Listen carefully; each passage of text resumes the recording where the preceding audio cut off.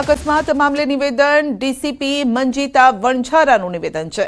3 યુવતી થારમાં લગ્ન પ્રસંગમાંથી ઘરે જઈ રહી હતી। 19 વર્ષીય યુવતીની ધરપકડ કરાઈ છે। ડીસીપીનું કહેવું છે કારમાં અન્ય 2 યુવતીઓ પણ સવાર હતી। થાર ગાડી ઓવર સ્પીડમાં હતી કે નહીં તે અંગે તપાસ ચાલી રહી છે। તો ચાલક યુવતીએ નશો કર્યો હતો કે નહીં તે અંગે મેડિકલ ચેકઅપ કરાયું છે। રિપોર્ટ આવ્યા બાદ વધુ તપાસ કરવામાં આવશે।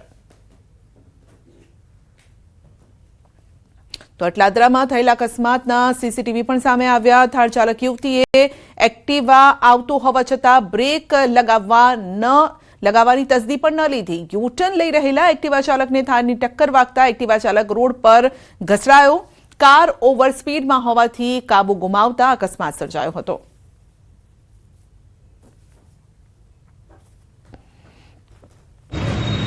એવું લાગે છે ગાડી એટલી સ્પીડમાં હતી કે બરોડામાં એટલી સ્પીડમાં ગાડી ચલાવવું જ ના જોઈએ। આમ તો એટલો ગુનો દાખલ થવો જોઈએ। અને બીજી ગાડી તમે જોઈ શકો છો ગાડીના હાલત પરથી ખબર પડે ગાડી કેટલી સ્પીડમાં હશે। આજે 2 ગાડીને એટલો કચુંબર થઈ ગયો છે કે ન જોવી જેવી વાત થઈ ગઈ છે। એટલો બધો ઘટના સ્થળ પછી થયું છે। મારો ભાઈ ઘટના સ્થળ પર જ મૃત્યુ પામેલ છે। અમારી શંકા છે કે નશો કર્યો છે તો જ આટલી સ્પીડમાં ગાડી કોઈ છોકરીઓ ભગાવે। આ 3 બહેનો એમના કોઈ લગ્ન પ્રસંગ પતાવીને પરત જતા હતા। એ દરમિયાન આ ઘટના બની છે અને આ ફેટલ એક્સિડન્ટનો ગુનો નોંધી અને ઋષિકા સદનાનીની અટકની કાર્યવાહી કરવામાં આવી છે। એની મેડિકલ રિપોર્ટ અને એના અન્ય પરીક્ષણ પણ કરવામાં આવેલા છે। અત્યારે એની અટકાયત કરવામાં આવી છે। વડોદરા શહેરમાં ફરી એક વખત રફતારનો કહેર વર્તાયો છે। અને જો વડોદરા શહેરની વાત કરીએ તો રોજે રોજ વડોદરા શહેરમાં અકસ્માત થાય છે અને મોટી સંખ્યામાં લોકો જે છે તે પોતાના જીવ ગુમાવે છે। ત્યારે ગઈકાલે પણ આવો જ એક અકસ્માત વડોદરા શહેરના સન ફાર્મા રોડ પર થયો અને આ દ્રશ્યો છે તે જોઈ શકાય છે। આ જે થાર ગાડી છે તે અટલાદરા પોલીસ દ્વારા અત્યારે જપ્ત કરવામાં આવી છે। એક મહિલા જે છે પૂરપાટ ઝડપે આ ગાડી લઈને પસાર થઈ રહી હતી અને દરમિયાન એક જવાન જે યુવક છે તેને અડફેટમાં લીધો હતો અને યુવકનું ઘટના સ્થળે જ મોત નીપજ્યું હતું। મહત્વની વાત છે કે યુવક જે છે તે ફૂડ ડિલિવરી બોય તરીકે કામ કરતો હતો અને ગઈકાલે તેનો કામનો પહેલો દિવસ હતો। જે દિવસે તે રોજગારી મેળવવા માટે ઘરની બહાર નીકળ્યો એ જ દિવસે તેને કાર્ડ ભરખી ગયો। ત્યારે જે સ્થાનિક લોકો છે તેમની અંદર ભારે રોષ જોવા મળ્યો હતો અને સ્થાનિક લોકોએ જે મહિલા કાર ચાલક જે છે તે નશાની હાલતમાં હોવાનો આક્ષેપ જે છે તે કર્યો હતો। પોલીસ તાત્કાલિક ઘટના સ્થળે પહોંચી હતી અને ત્યારબાદ મહિલા સામે અટકાયતી પગલાં જે છે તે પોલીસ દ્વારા લેવામાં આવ્યા છે। આ ગાડી જે છે તે જપ્ત કરવામાં આવી છે। હવે મહિલાએ નશો કર્યો હતો કે કેમ તે દિશામાં પોલીસ જે છે તે તપાસ કરી રહી છે। હોસ્પિટલમાં તેને લઈ જવામાં આવશે, ત્યારબાદ તેનું મેડિકલ પરીક્ષણ જે છે તે કરવામાં આવશે। એટલે ટૂંકમાં કહીએ તો વડોદરા શહેરમાં અકસ્માતની વંજાર એ રીતે વરસી રહી છે કે નિર્દોષ લોકો જે છે તે પોતાનો જીવ ગુમાવી રહ્યા છે। ત્યારે અત્યારે જે અકસ્માત થયો છે તેમાં એક મહિલાની અટકાયત કરવામાં આવી છે અને તેના વિરુદ્ધ અટલાદરા પોલીસે કાયદેસરની કાર્યવાહી શરૂ કરી છે। હાર્દિક દીક્ષિત, ન્યૂઝ 18 ગુજરાતી, વડોદરા। આપના ઇટાલિયા અને ઈસુદાનને લઈને મોટો દાવો કરવામાં આવ્યો છે। રાજુ કરપડા પછી હવે ઈસુદાનનો વારો હોવાનો દાવો કરાયો છે। અમરેલી કોંગ્રેસ પ્રમુખ દુધાતે કર્યો છે મોટો દાવો। પ્રતાપ દુધાતના નિવેદનથી ખળભળાટ મચી ગયો છે। આપમાં ઝાડુ મારીને ભાજપમાં જશે ઇટાલિયા। રાજુ કરપડા જેવા હાલ ઈસુદાનના થશે અને છેલ્લે આપને ઝાડુ મારી ઇટાલિયા ભાજપમાં જશે। તો દુધાતના આરોપ સામે ઈસુદાનનો વળતો જવાબ। કોંગ્રેસની નાવડી ડૂબી ગઈ છે, વહેલી તકે નાવડીમાંથી નીકળી જજો। 2027માં ક્યાંય ઠેકાણું નહીં પડે। અમને બદનામ કરવાના પ્રયાસ કરવામાં આવી રહ્યા છે। ગુજરાતની જનતાને આજની તારીખ આજનો સમય લખી લેવા વિનંતી કરું છું કે જે રાજુભાઈ કરપડાના હાલ થયા છે, વિસાવદરની ઇલેક્શન વખતે રાજુભાઈ મજાવે એવા નિવેદન કરતા હતા, પણ વર્તમાન રાજકીય પરિસ્થિતિ જોતા ઈશુદાનભાઈના પણ હાલ થવાના છે। ટૂંક સમયમાં હવે પછીનો ભોગ ઈશુદાનભાઈનો લેવાનો છે અને ગોપાલભાઈ ઇટાલિયા આમ આદમી પાર્ટી મુક્ત કરી અને પોતે પણ ઝાડુ મારીને ભારતીય જનતા પાર્ટીમાં જવાના છે। જનતાને સમજવાની જરૂરિયાત છે। ધન્યવાદ। કોંગ્રેસ ઓલરેડી પતી ચૂકી છે। કોંગ્રેસના નેતાઓને પણ મારી વિનંતી છે કે વહેલા તકે નાવડી તમારી ડૂબી ગઈ છે, નાવડીમાંથી નીકળી જજો, નહીં તો પછી 2027માં ક્યાંય ઠેકાણું નહીં પડે। 2027માં આમ આદમી પાર્ટી ખેડૂતોની પાર્ટી, ગરીબો, વંચિતોની, શોષિતોની પાર્ટી। અમે તો માત્ર ને માત્ર વ્યવસ્થામાં બેઠા છીએ। અમે કોઈ એમ નથી કહેતા કે અમે સર્વે સર્વા છે, અમે મુખ્યમંત્રીના દીકરા નથી। કોંગ્રેસમાં બધા બેઠા છે, મુખ્યમંત્રીના દીકરાઓ છે। જે કોંગ્રેસના મુખ્યમંત્રીના એના બાપોએ ખેડૂતો પર અત્યાચાર કરેલા છે. અમે સામાન્ય પરિવારમાંથી આવીએ છીએ, અમે લડીએ છીએ. અમારો ડિમોરલાઇઝ કોઈ ન કરે, ડિમોરલાઇઝ ન કરે અમને.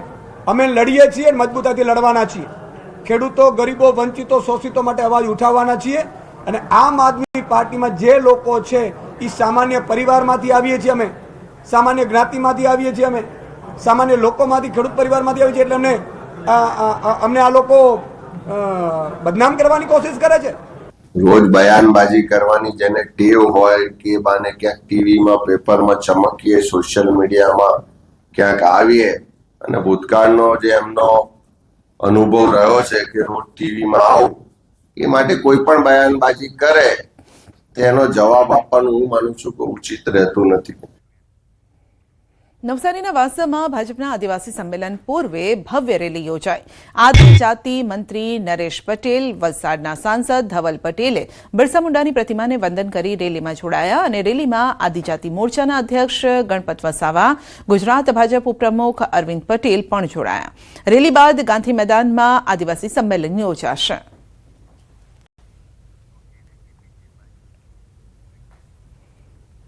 હિંમતનગરમાં પુલવામા આતંકી હુમલામાં શહીદ થયેલા જવાનોને શ્રદ્ધાંજલિ આપવા જનજાગૃતિ રેલી યોજવામાં આવી. રેલીમાં સાબરકાંઠા સહિત અન્ય જિલ્લાઓમાંથી આવેલા જવાનોના પરિવારો અને મહિલાઓએ શહીદ જવાનોની તસવીરો હાથમાં રાખી શ્રદ્ધાંજલિ અર્પી, જેમાં પેરામિલિટરી સંગઠનના સભ્યો, નિવૃત્ત આર્મી જવાનો પણ જોડાયા. તેમજ શહીદ જવાનોને યોગ્ય દરજ્જો અને તેમના પરિવારોને પેન્શન, અન્ય સુવિધા આપવામાં આવે તેવી માંગ કરાઈ.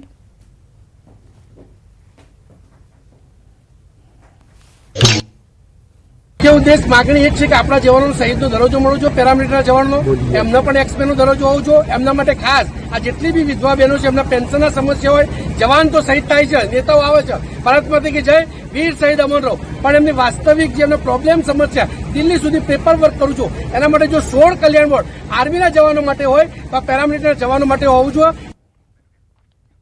14 ફેબ્રુઆરી વેલેન્ટાઇન્સ ડે, જેની ઉજવણી થઈ રહી છે. બીજી તરફ વાપીની જ્ઞાનગંગા શાળામાં વેલેન્ટાઇન્સ ડેની ઉજવણીના બદલે માતૃ પિતૃ પૂજન દિવસ તરીકે તેને ઉજવવામાં આવ્યો. વેલેન્ટાઇન્સ ડે એટલે પ્રેમીઓનો દિવસ નહીં, પરંતુ માતા પિતાને પૂજવાનો દિવસ. આ રીતે ઉજવણી કરવામાં આવી અને બાળકોને પ્રેરણા અપાઈ.